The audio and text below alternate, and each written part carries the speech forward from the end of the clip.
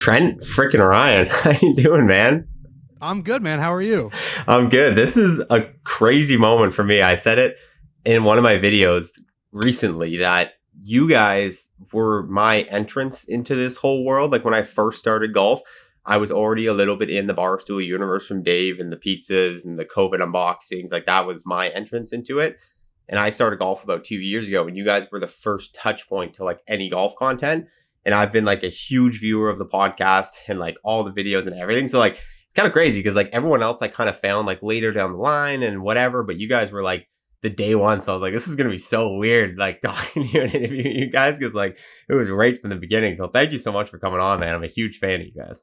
No, man, it's my pleasure. I appreciate you having me, and that's very nice. And now you're just fully in this world, right? So, yeah, no, I'm happy. I'm honored to be your original, touch point for it. But now you're just fully in this world. I feel like it's incredible. Thanks, dude. Yeah, it's weird, man. It's been a crazy year. It was like 341 days ago, or 371 days ago. I made that first video, and like, yeah, it's just been like a crazy whirlwind this year. But man, I'm really excited to talk to you guys because obviously YouTube golf is my shtick, and it's what I kind of care about. And I think I kind of started reporting on it almost like you guys report on pro golf, and like kind of like taking it as its own thing. And I really believe that YouTube golf has a strong future. And I think you guys with your collab with Good, which we'll get to later, like you really see what's going on here. And part of the spark for this interview was not only did I want to talk to you guys, but Brendan Jones, your senior producer, reached out Yep. after a couple of videos I made and was like, hey, like, appreciate what you said. Like, love to, we're really trying to get into more YouTube golf. Part of my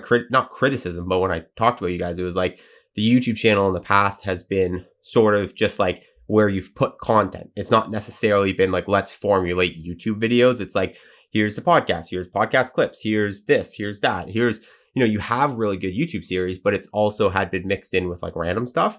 Yep. But he reached out and said like, hey, ever since, Dave bought back Barstool, we have more freedom. We're really trying to actually zone in on YouTube. And then like a day later, I saw you created a separate podcast channel on YouTube. Yep. And like all this stuff. So let's just start there. Talk me through what you guys are doing right now in the YouTube world specifically, because you've been there, but now it's like almost a new focus. Right. And so we kind of talked about this with Bubby and Garrett on the podcast when we were just with them down in the Bahamas, where when Riggs and I started the podcast at the beginning of 2017, that's all that it was. It was just a golf podcast, because that was the time when the landscape for, I guess, sports media was very podcast heavy. Before, I was just a blogger. I was blogging about everything on the internet. I had some interest in golf, and then Riggs and I met at Barstool, and we both loved golf.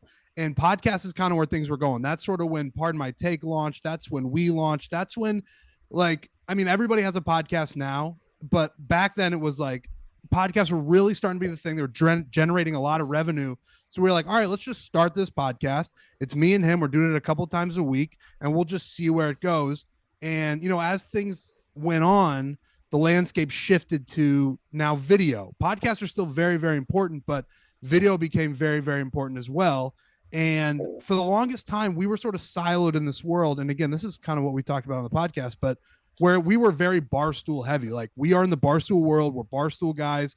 We're going to do things at Barstool that advance the company, advance everyone one step in front of the other. And like, we weren't really thinking about the YouTube world. We were putting videos on YouTube, like you alluded to, but it wasn't in a way where it was like, wow, this is going to turn it into sort of the next thing. The next part of the landscape is going to be YouTube golf and good and Bob Does Sports and everybody in that world. We were still very much in the, let's just do what we think is best for us and best for Barstool. And that was podcasts. We're going to do videos here and there. And then over the last couple of years, like you said, it has really gone to, how do you perfect your YouTube page? And like you said, we started our own podcast YouTube channel because you really have to curate it where you want people, when they come to the page, if they're not already subscribed, you want them to see the right things. You don't want them to just see podcast clips. If they're listening to the podcast and they find the YouTube page, that's great. But if they're coming just to see golf YouTube videos, you want them to see like Breaking 90, Fixing Frankie, 4-Man Scramble. You want them to see that immediately. You want them to see your best stuff. So the podcast, it's great, but it's an hour and 20 minutes, 2 times a week. And also with the algorithm, we're not sure, and I'm not sure anybody's sure. The algorithm is like the scariest thing in the world, to me at least. I like don't know. We don't know what it's picking up and what it's not picking up. And I also think if you're putting 2 hour-and-a-half long podcasts a week on your channel, I think it confuses the algorithm to a degree where, yeah, it'd be great if it picks up the podcast, but we would prefer it to pick up a Breaking 90 or a 4-man scramble or whatever. So the idea behind the podcast YouTube channel was to take all of that out, have a separate channel. If you want to watch the podcast, we probably got 10 to 20,000 loyal podcast YouTube watchers. They throw it on, they watch it. We're very grateful for that. So if they want to watch it there, they can go there. But if you're looking for the Fourplay or the Fourplay YouTube series, this is where you go. You go to the Fourplay channel and you watch all of our videos. That was really the whole reasoning behind the new podcast channel. Dude, I could talk for 10 hours about the YouTube algorithm and about like that nerdy side of stuff because that's my shtick. And like, I mean, I think the podcast question in and of itself is like, you're totally right. Like it's more based off like recommendation windows, and like I won't go too far into it, obviously, but like, yeah, if you're uploading content, YouTube starts to know who to recommend your videos to. If you first start a channel, even if you pop off right away, the videos take longer to kind of reach an audience because YouTube's still figuring it out. But once you have this set audience and you've uploaded consistent content, every time you upload, YouTube knows exactly where to push the content. Yep. But if you're uploading content that's very different, that like the people who watch Breaking 90 don't watch the podcast, and you're uploading both, then it's like YouTube keeps trying to recommend these videos and people are just either not watching them or watching them. And so it does kind of hurt things overall a little bit. And it's definitely not optimal. But I'm very interested here because like, you started a podcast talking about golf. You're talking about the pro golf. You, like me, were a commentator in it, and you know, you're just giving your opinions and your takes. Your golf was irrelevant at the beginning, probably. Like you probably brought it in here and there, but like, you know, it's not, your podcast wasn't you talking about you playing golf as much as covering pro golf. But then the landscape shifts to YouTube, and you're like, now people want to see me playing online. Now people want to see us. Like, why? Like I feel like there must have been, since you were there before that and then you came into that, I can see why it's like oh, this is different now. And like, okay, we have to actually shift. Like, was that weird for you guys to like accept that? Absolutely. Honestly, it's still hard to accept that there's people who want to watch a guy who is really not that good at golf play golf. And that has been the biggest change, I think, in the golf space in general, where there is an appetite for almost every type of golf. It really does seem that way, where for the longest time it was, let's all just watch professional golf on the PGA Tour. We're going to watch Tiger Woods. We're going to watch Dustin Johnson. We're going to watch Justin Thomas. Like, that was the appetite. And then, yeah, it's honestly, it really is hard to wrap my head around that. There are people who want to watch me play golf, and they want to watch improvement series. That was the onus behind Breaking 100 and Breaking 90. You do have to sort of have a hook. I mean, honestly, early days, we would do travel series where we would go to a place like Bandon Dunes, and we would each just play 18 holes. There's 4 of us. We would show every single shot, and people would watch that. And there's still an appetite for that as well. But as you get further along and people start to do different types of golf content, you do find that a hook is a good thing, where like Breaking 100, people want to watch me improve. I go down and I work with John Tillery, who is great. And then I try out what he has taught me to see if it helps improve my game, which it obviously did. And I broke 100. And now we go to Breaking 90. Frankie does Fixing Frankie, where he can't chip. He has not been able to chip his entire life. He goes to a sports psychologist who helps him figure it out. And he goes from a 10 handicap to a 4 handicap. And people just like that stuff. But to answer your question, yes, it is very, very strange to me still that there are people who want to watch me play golf. And it was an interesting shift from a guy who was just doing a golf podcast with Riggs to, all right, this new thing is happening. We got to think of a new idea. Let's try it out, see if people like it. And it is a lot of trial and error. That I think you would get that with a lot of the YouTube golf groups, where you just try something, and if it works, it works. If it doesn't, it doesn't. Leave it behind, and you just keep trying to innovate. But yeah, it's strange that people want to watch me like shoot 122. I think the first Breaking 100 episode, I shot 122, and it got like 400,000 views. And I was like, that's super cool, but it's also incredibly bizarre.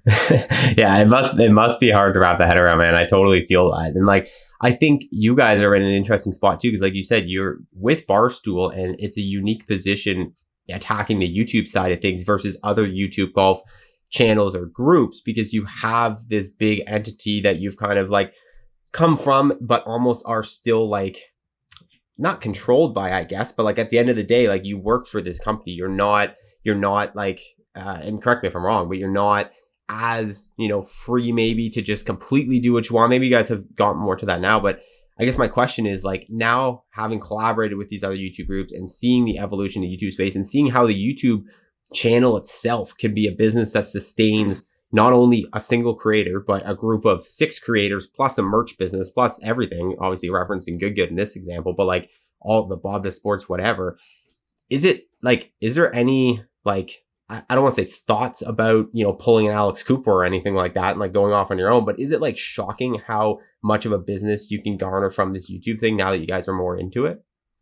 Well, what I would say is the beauty of Barstool and the beauty of having a boss like Dave Portnoy is the freedom. He gives you all of the freedom you want. And that was started when we started the podcast, where he goes by the model, if it works, it works. And if the more it works, the more freedom you have, the more autonomy you have. When there's something that is successful, he is never, ever going to micromanage. He's going to let you do your thing, let you try to build a business, because largely now with our success, where we've got the YouTube, we've got the podcast, we've got the merch, we've got live events like the Barstool Classic, we've got all these things sort of humming at the same time.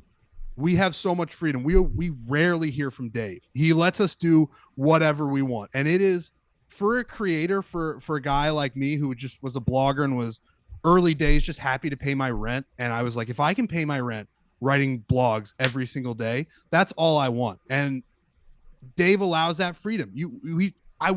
Having that freedom is the best thing ever. Yes, we have the umbrella and the infrastructure of Barstool, and that is great. They help us a ton. They help us with booking travel, with helping out with the merch. There's so much that we are able to take advantage of at Barstool that they give us that I just can't ever imagine doing something different than that. And January, I'm coming up on 10 years at Barstool. Like, I'm a Barstool guy. I'm Barstool forever. Like, I love this place.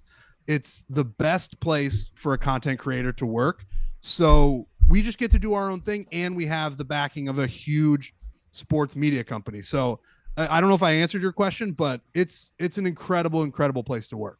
No, it's cool. I think it's definitely, a question that I've always kind of posited in my mind. And I think other, especially solo creators, maybe not so much groups, because a lot of the big groups do have managing entities. Like, I think Bob Does Sports has a media company they're kind of under, and I think Good has like investors and all that kind of stuff. So like, they're not quite as free as I'm making it out to be. And so I think it's probably a similar scenario to what you guys are in. But I think as someone who like, I wake up every morning and I'm just here at my desk and I like turn on my camera and I talk for a bit and I edit my video and I walk away and like literally have nobody to answer to.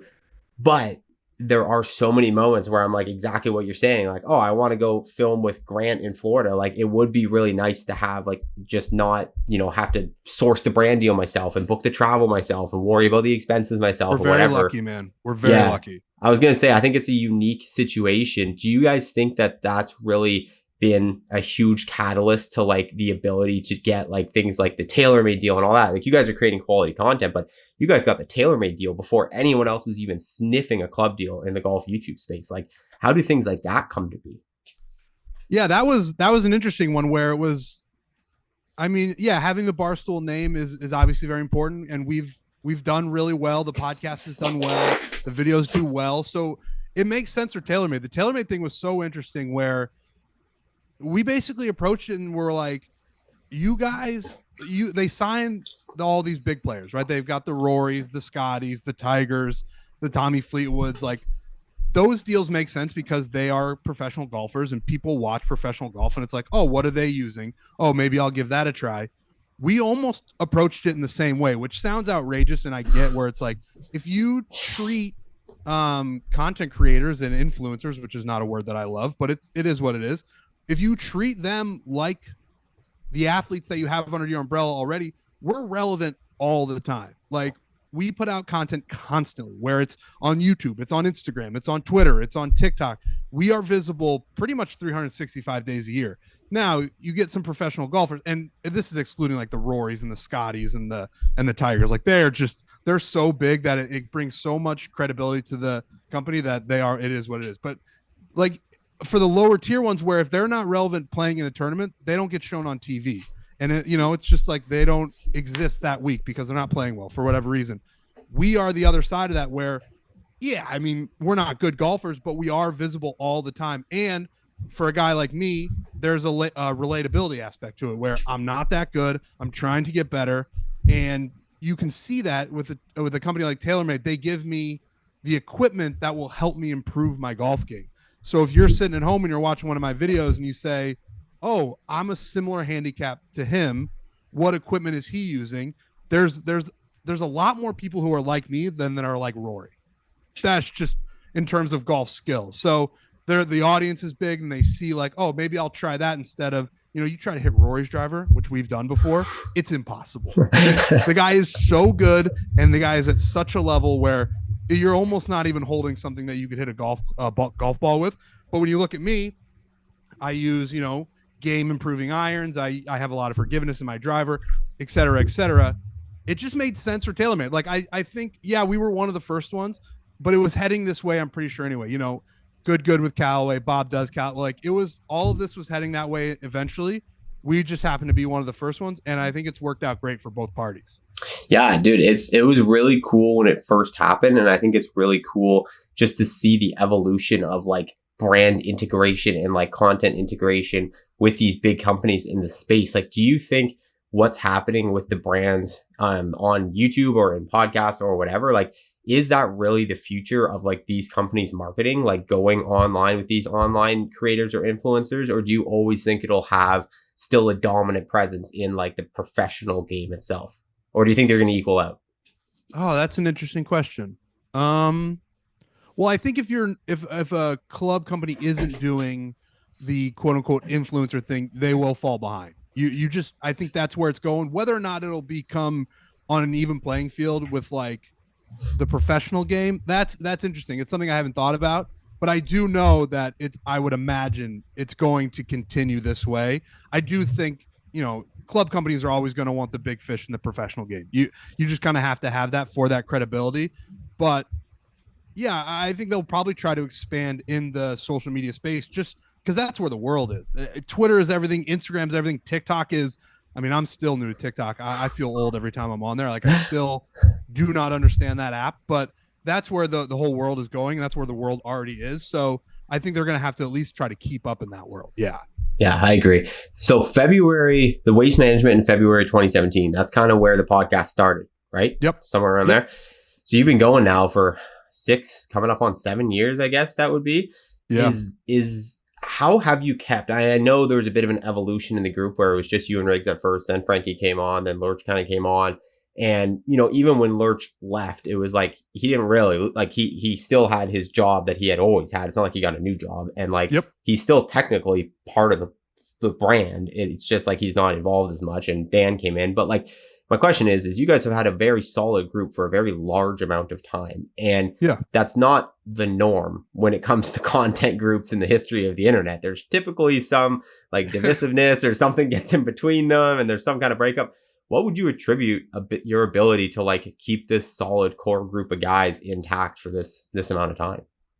I think it is going through the fire of the early days of the New York Barstool office. We all went through that together. We were in different roles at the time. Like when everybody moved to New York City and Riggs got hired around that time, Frankie got hired around that time. I had been there for about 3 years, but they moved the whole company to New York. And it was an incredible time because there was so much growth in the company. It was exploding. Dave was exploding. Like everything was getting so much bigger, and every day it was great. We have the best jobs in the world, but it was a stressful time too, where you're just like, let's all get together. We're just rowing the same boat, and everybody's in it together. And again, we hadn't even started the podcast yet. Riggs and I really weren't even thinking about it. We had talked a little bit, but just being in that office, being part of that content machine where Frankie was Dave's right-hand man for 5-6 years. But we've been friends since he got hired. So like watching that evolution, me and Riggs then starting the podcast and like trying to figure out what's the best way to do this. How do we advance this brand that we're trying to create? I really do think going through all of that together just brought us really close, and we're still rowing the same boat just for certainly for Barstool as a whole, but with our Fourplay brand, where it's like we've just been through so much together, and I really think that's a big part of it. I don't know if there's any secret to it, but we've just seen it evolve together.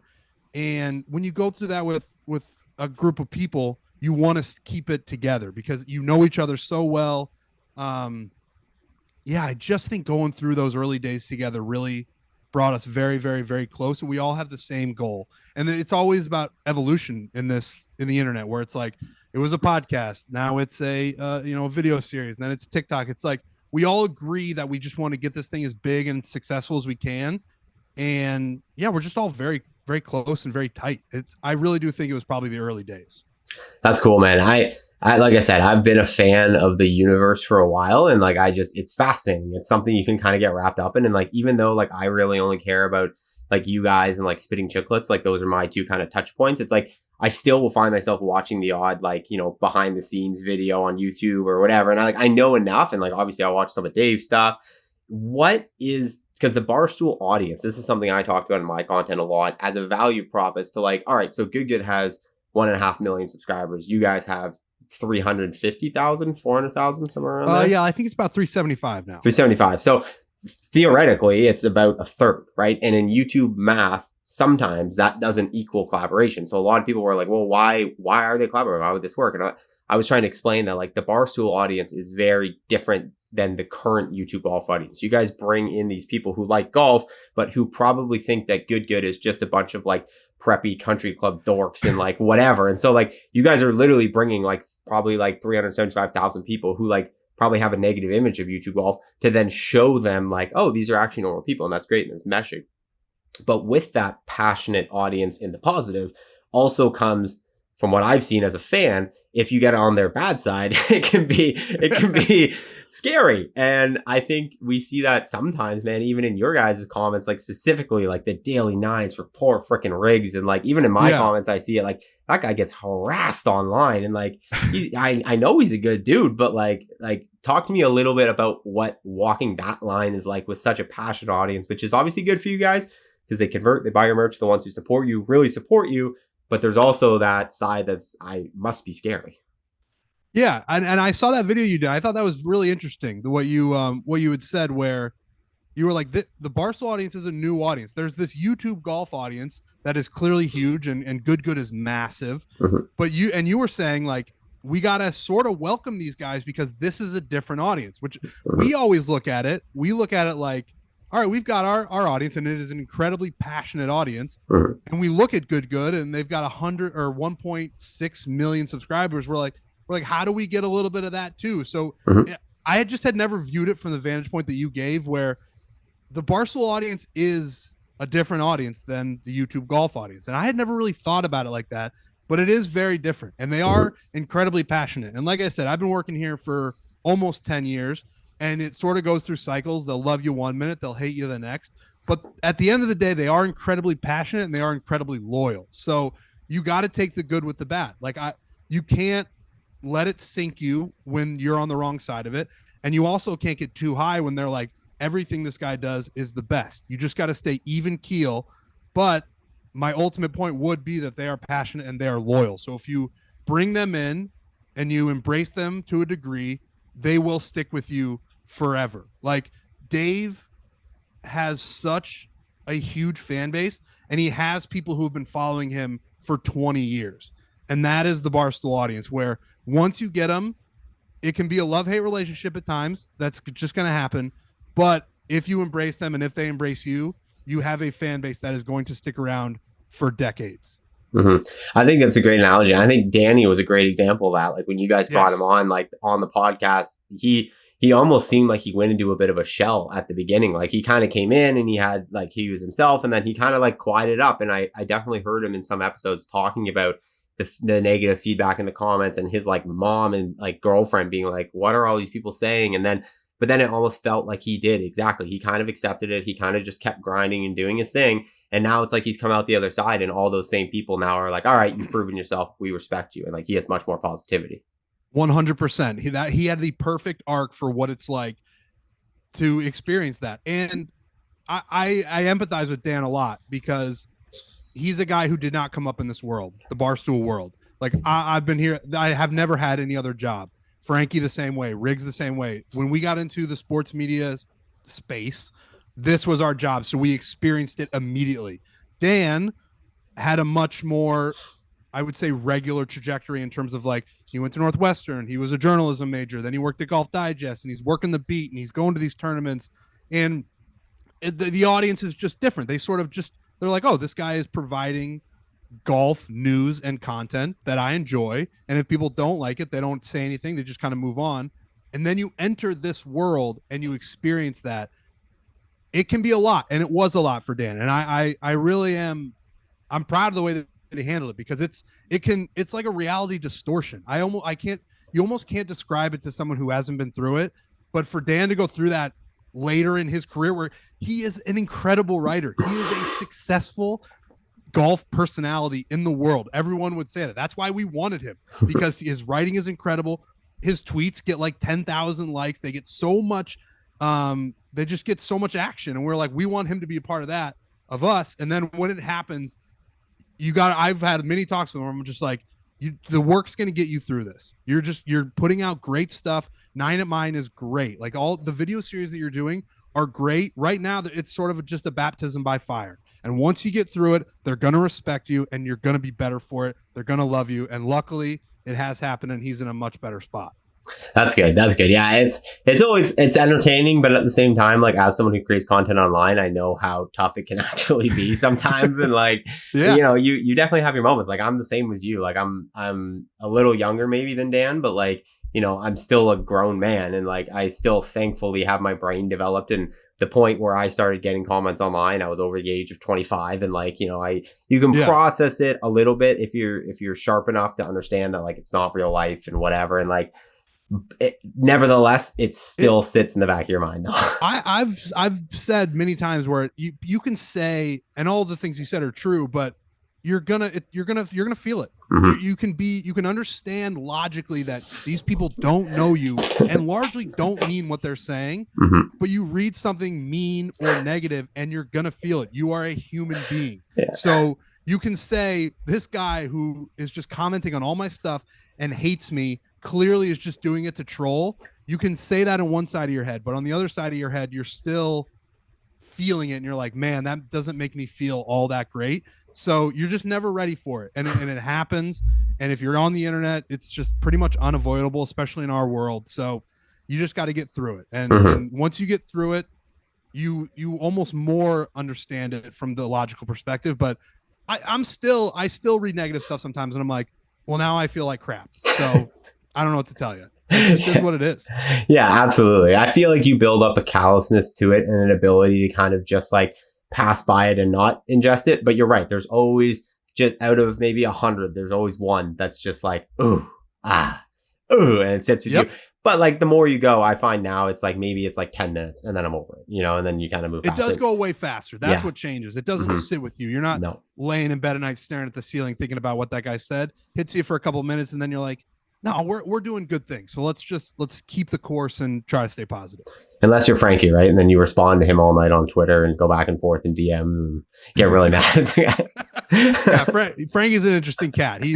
But it takes all types for the brand. It's good to have. If we were all the same, it would be very boring. So to have different guys like that, it helps. I'm like you, man. I'm not a super confrontational guy. I don't think I'm pretty even keel. And so, but I always do think I'm like, man, if I was more confrontational, like I could just go at these people in comments. But then I'm like, that's just a cycle. There's no point in doing that. It's also, and I don't know where people find the time. People who do that, where there's not enough hours in the day to fight off what you perceive as like a negative threat to what you're trying to create. So I really am. I just kind of sit back and I'm like, let's do the work. Let's make the content that we want to make, and hopefully people like it. And if they don't, or if they do, it's kind of the same. They just move forward and just keep going. That's really all you can do. Yeah, absolutely. Let's talk about the collab down in the Bahamas that you guys just did, because you finished off a crazy year of travel. And I know you guys have a bit of a break now, thankfully. I don't know.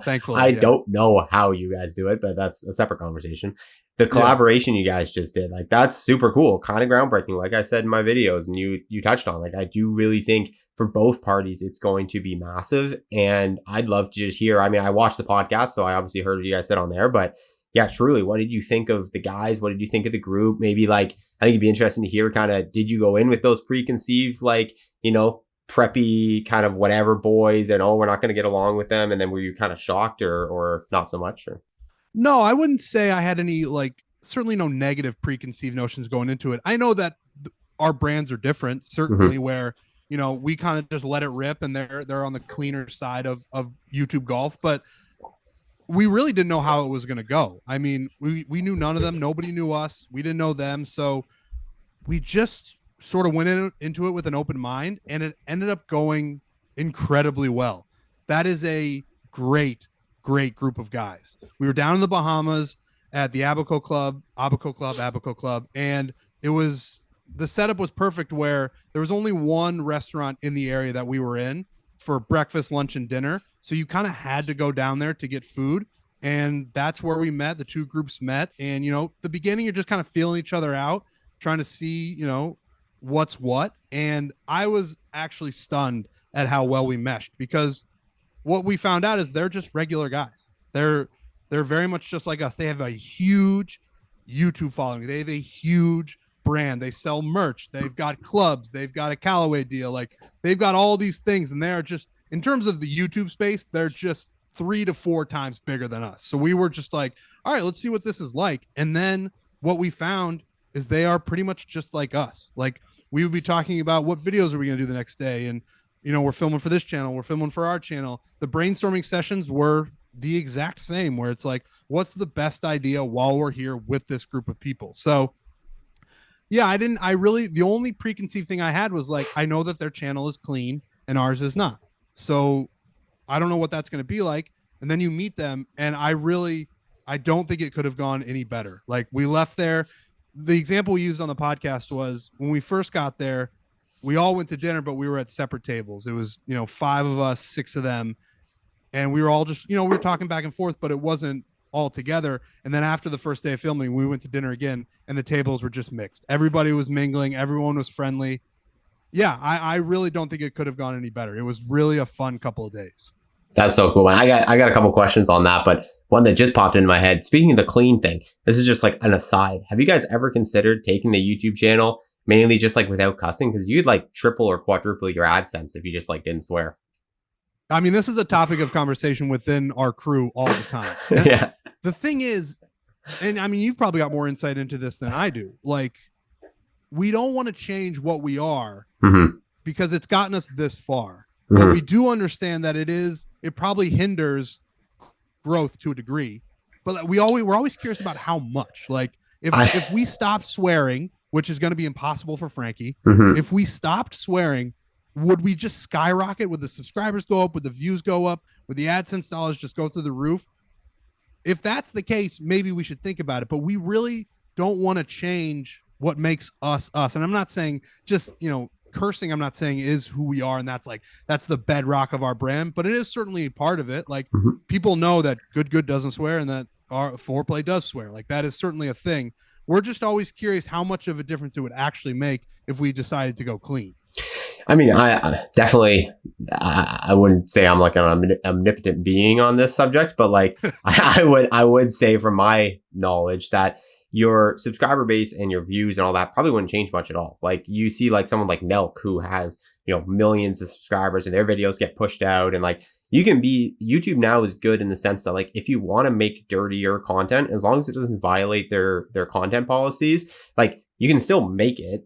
And it will get recommended. It's just your AdSense will either be severely shrunk or non-existent. So the one thing for you guys that probably would skyrocket would be the amount of money. I'd have to look at your know your back end to know like what your average CPMs and RPMs are. But like, yeah, I would assume that you could probably at least triple the amount of money you make per video by just not swearing. And like that, but you're right. It is, people know you guys for a certain thing. And like, swearing's an interesting one though, because it's like, good do swear. Like, I film with them on my channel, and like Bubby's first question to me was like, "Can I cuss on here?" Like, they're normal dudes, like, they are so normal. Bubby's the best, man. Yeah, he was the guy that I connected with immediately. Yeah, and I connected with all of them, but he is such a great guy.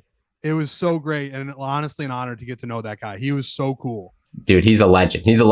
But anyway, my point is just like, And I do too. I'll swear every once in a while when I talk, but it's just like a conscious flip now from the years of like making videos where it's just like, all right, I'll say exactly what I'm going to say, but I'll replace the F word with like frig or something. I don't know. Like, and like, it just, I don't know. It helps the business, but it does. And honestly, when we had this discussion a few weeks ago where it was like, why is the internet, why did everybody decide, or whoever decided, that the internet is for children? Because you see this on Twitter and on Instagram and on TikTok, where if you swear, or on Twitter, if you don't put an asterisk or whatever, they will suppress the content, which is outrageous to me. That is putting the policing of internet content in the hands of the people who run the sites, as opposed to, you know, the parents of the kids who are potentially seeing it on Twitter or TikTok or Instagram. Like, early days, I really thought it was just like, if you swear, you're going to get the same amount of recommendation and promotion as the clean stuff.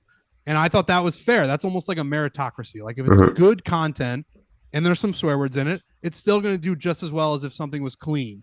But now it seems if you swear or curse, they actively suppress the content. And that is frustrating for a company like us, where it's Barstool and Fourplay, and we swear, and we're sort of, that's our audience, where we weren't tailoring it towards 12-year-olds who might happen upon this video. It was for our audience. And now the powers that be at this social media companies are like, if you swear, we're not going to show it to as many people. And we're like, that seems crazy. That seems crazy. So it's something we're battling all the time. And I don't think we're going to change. That would be my guess. And I don't want to. But it is strange. The cursing thing is so strange. It's such a divisive issue in terms of what gets promoted and what gets recommended and what doesn't. That's very strange to me. Yeah, it's so interesting, man. Like, I got to pivot off this soon, because otherwise I could talk on this for an hour, because we're getting into YouTube nerd stuff and that's just my shtick. But like, I always try to stay away from that for too long in these. But no, man, I mean, with that one specific, like, I know next to nothing about every platform except YouTube.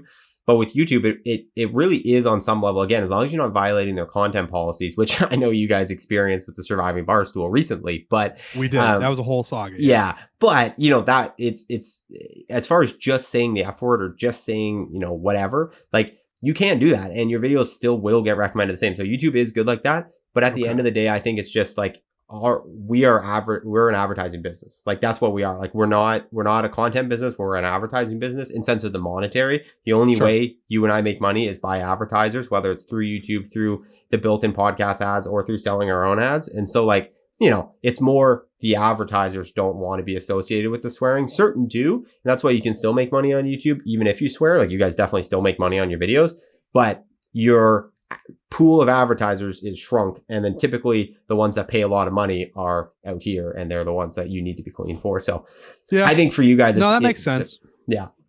I think for you guys, because you have such business built around it, it's absolutely not important, and I don't think you should change who you are at all. It's just, it was just an interesting nerd question in my brain, because I'm like, I wonder why they don't, you know, just because you could, probably make a lot more money. It used to be that was us swearing was like, I'm talking about Barstool now. That used to like differentiate us between like the Bleacher Reports and the you know, all those, because they would always bleep, they would always put an asterisk, and we're like, we're just going to be normal. Like, normal people swear. Everybody in your life swears. Like you're saying, you'll meet these people who are clean, but then you meet them and they're just like, they're normal and they swear. It just happens for a certain platform. You want to be clean because your AdSense goes up. I don't know that. I wish it weren't that way, but you know, it just is what it is. So let's dive back into the good thing, because I need to get off the YouTube nerd stuff. Otherwise, everyone's going to click off this video. The good collaboration. Talk to me about what you guys may have like learned and or taught them, because I feel like part of the value in this collaboration is not just audience crossover, but it's like a melding of the minds of like this group who has really built themselves on the YouTube platform, and then you guys who have built yourself through decades on the internet and definitely have knowledge that they don't possess. Like, what was the real like light bulb crossover moments between you guys? Oh, that's an interesting question. I mean, we really did.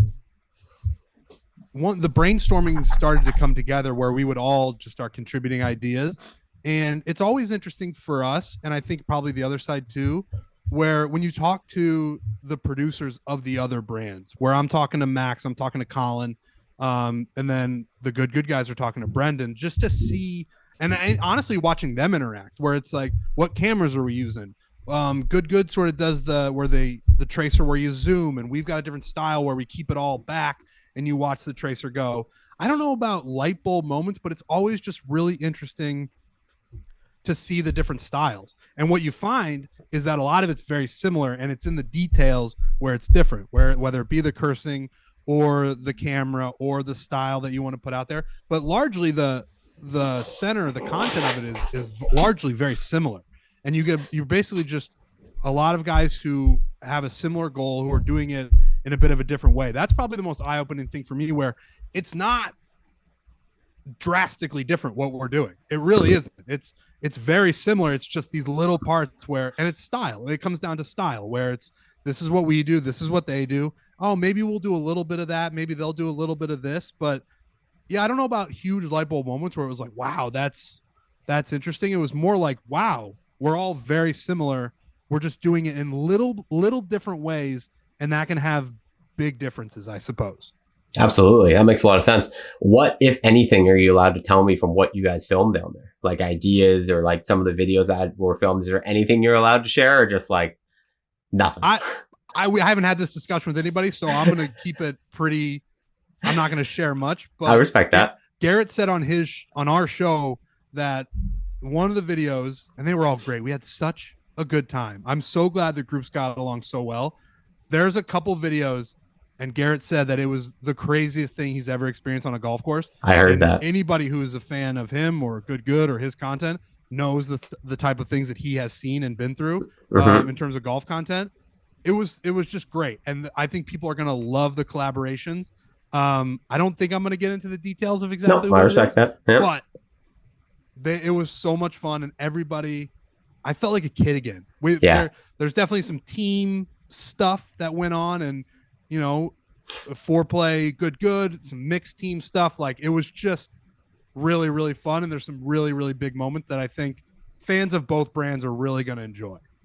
Did you guys leave that with like a sense of like, okay, we need to do more of this? Like, not just necessarily with Good, but like other groups, we need more of this kind of like YouTube golf collaboration stuff?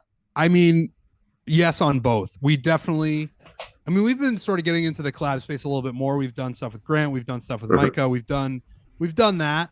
But in particular, specifically with Good, yes, we are absolutely going to be doing more in the future. It just, like I said, and I've been saying it a bunch, it went so well. Everybody got along, and the content was great. Like, how could you not want to run that back? Absolutely. The one I'm going to champion the most for you guys going forward now is I want to see you guys in a Rick Shields week. I want to see you guys in the UK. Oh, I know. Obviously, it's Rick Shields. He's the biggest guy on the planet. Trent's over here like, I don't know. No, I'd like to be on record that we're down to do that. I would say. Shocking response from Trent there. But no, I think it'd be sick, dude, because I do think you guys have the same kind of qualities that came out with Bob Does Sports when they went over. Yep. Similar value prop. But just, I don't know, like there's just something so unique about you guys. And like, I'm biased because I've been a fan of you guys forever. But like, that to me is like, that's when you really reach the peak of the YouTube golf molehill, and you're able to just then like spread your wings and do whatever the heck you want. And that's like, I think that's a collab that like I believe you guys can get. And I think everyone behind the scenes needs to be pushing for, because I think it would be huge. Dude, Rick is the godfather of golf YouTube. Yes. We would absolutely, again, obviously, would do a Rick Shields week. We would do that in a heartbeat. So yeah, if you want to lobby for that in any way that you can, we would, we would really appreciate that, because I think that would be a ton of fun. Yeah. The other one, Brian Bros. Do you know who they are? Absolutely. Yeah. Dude, you guys need to collab with Brian Bros. You guys and Wesley, you guys are cut from the same cloth. Like he is chirps flying left, right, and center. He's like super entertaining, but he's also like a winner on the PGA Tour. Like, and then obviously George is incredible too. But like the comedy and the banter on that collaboration would be massive. Yeah, we're open to pretty much anything. I would say a big part of our 2024 goal is to just collab a lot more. And again, I said at the beginning of the show where we're sort of siloed off by our own doing, where we're just Barstool and we're going to do Barstool stuff, and we're going to do the podcast and we're going to do videos. But collab is certainly a big part of YouTube golf. And, we've done stuff with Bob. Like I said, we've done stuff with Grant and Micah. Now we've done stuff with Good. 2024 for us, I think, is we're just going to collab as much as we can, because it's certainly a big part of how you grow, but it's also what we found is really fun. Getting to know these guys, getting to know how they tick, what they do, what their style is. It's a whole new world for us, and we're open to embracing pretty much all of it. I love that. Well, speaking of Barstool-based collaborations, man, I have to ask, because I love your guys' content. Your guys is my favorite golf content in Barstool, except for the fact that I grew up a Canadian hockey boy. And so there's one specific YouTube series that I love more than anything. And I just have never understood why you guys haven't crossed over yet in the YouTube golf world. Like, why hasn't there been a Fourplay sandbagger? I don't know. There definitely needs to be. And Frankie is pretty close with Wit. They text a lot. Frankie is, for anybody who follows us knows, that he is a psychotic New York Islanders fan, obsessed with hockey. Half the time on the Fourplay podcast, we talk about hockey. I don't say anything because I know nothing about hockey, and I just sort of watch. But Frankie loves hockey and is close with Wit, and we go back and forth with Biz every once in a while. We just need to make it happen. I don't know if it's a scheduling thing. I don't know if it's an availability thing. I feel like those guys, they are incredible. They're so funny. I think Whitney is probably the funniest person we've got at the company. It's a heavy competition, but like, he is, every time I'm with him, I laugh out loud multiple times. We got to get one on the books. I don't know what's getting in the way of it, but I think eventually something like that will happen. That'd be my guess. Cool. So we got 2024 collabs coming. What else is there that you guys have that you're stoked about that's coming in this new year? Because you got a nice break now, but when you get back on the road, what do you guys have coming that you're stoked about that you can talk about? Well, this one's already in the can. We've got a Tiger Woods video coming. Oh yeah. I didn't want to bring it up, man, because I thought that was going to be red taped as red taped gets. It is. Okay. It definitely is. But I was just saying, similar to the good stuff, where like, it's mind blowing. Mm-hmm. And I know we're in the hyperbole business. We hype up everything. Everybody hypes up everything. Every title, every thumbnail is, this is the best thing ever. We do it too. You have to do it. Welcome to my world. This Tiger Woods video that is going to come out is mind blowing. It was just, for us, the culmination of a lot of things where, we've got this TaylorMade partnership. Tiger's obviously a TaylorMade guy. The TaylorMade people, the behind the scenes people who we work with and who work with, the athletes behind the scenes, they're the best. They have the TaylorMade behind the scenes people are our favorite people in the world. And we've been talking about, like, hey, at one of these TaylorMade media days, we would love to get Tiger Woods. Obviously, we would take 30 seconds with Tiger Woods. Like, just give us anything. I know he's busy. I know he's Tiger Woods. I know you guys got to do what you have to do with him. But if you could just give us a little bit of time with Tiger, it would make our year and honestly make our careers. So we've been talking about with them forever. They fought for us behind the scenes, where think about it from their vantage point as TaylorMade, where it's like, we're just social media guys. We're YouTubers, we're bloggers, we're podcasters. We want the biggest fish in the pond. Like, can you do that? And they've got to do stuff with Tiger too. They shoot all their content with him, and they have a limited amount of time with him, I'm sure. Like, they want to get their stuff. And then here we are, the little engine that could on the internet, being like, can we get 3 minutes with Tiger Woods? So they fought for us heavy, and they made it happen. And we've been circling this guy for almost a decade. We're huge Tiger guys. We've gotten friendly with Joey LaCava, played golf with him a few times, like, just sort of been in his world around him, sort of trying to, we met him at Pebble Beach in 2019. That video went crazy. Like, every time we interact with him, it goes crazy, and we go crazy because we're huge Tiger guys. So it was just the video that we got to do with him was just a culmination of all of it. And again, I can't spoil too much, but it's an incredible, incredible video that I cannot wait for people to see. You can use as much hyperbole as you want, because you're literally the first YouTube crossover of Tiger Woods ever. Like, how crazy is that? Like, Tiger Woods has never been on YouTube Golf ever until you. It's stunning, and I guess, yeah, that's nice for us, and trust me, we're happy that we're the ones who got him for the first time. But it's not like on accident. Like, we've really worked towards this as much as he can. Like I said, with the TaylorMade stuff, being sort of in his camp. So yeah, every time I see Frankie, it's all we talk about. I'm just like, I cannot wait for people to see this video, because people are going to be stunned. Dude, I was jaw dropped when you posted the picture. Like, literally my jaw dropped, because I was like, I know all the history. I know everything. I know the Hey My Brother. I know the Where Are You Station. Like I remember it all, dude. I remember all the shots and like all of the ups and the downs for you guys, and like the fact that you guys get, because I think their TaylorMade has these new shiny toys that they brought in this year, and Grant and Micah, and I'm sure there's maybe a bit of not concern, but like they are the new kids on the block, and typically you try to woo those new people, and like I don't know, the fact that you guys got the Tiger one, like they got a bunch of cool stuff, but like you guys have filmed with all the athletes before, but that's great for them. But the fact that you guys got, like, that's cool, and that shows that TaylorMade is like plugged in and they know and they care, because like 100%. I think it would have been easy for them to give it to someone else, maybe even. But the fact they like gave it to you guys have earned it. And I think it's like just the coolest thing ever. Yeah, man. Again, hyperbole. But I just can't wait for people to see it. And Grant and Mike were down there with us, filmed some videos with them. And I know they filmed with the athletes, and the stuff that they're talking about that they got is also incredible. Like, TaylorMade is so good about respecting this new world, essentially. Like, they know that Grant is huge, Micah is huge, we've got a good following. Like, you have to, if you're gonna have us be part of the TaylorMade umbrella, like under the umbrella, you might as well use us. And they're just great about giving us time with the biggest golfers in the world, and the stuff that's going to come out of that TaylorMade Media Day from us, from Grant, from Micah, people are going to love it. Dude, that's so cool. I'm so excited for you guys. I'm a huge fan. I'm honored that you came on today, dude. It's super awesome. I appreciate it a ton, and I'm super stoked for everything you guys got coming next year. Dude, I appreciate you having me on, and I think your lane, that as far as I know, you're the only one in it.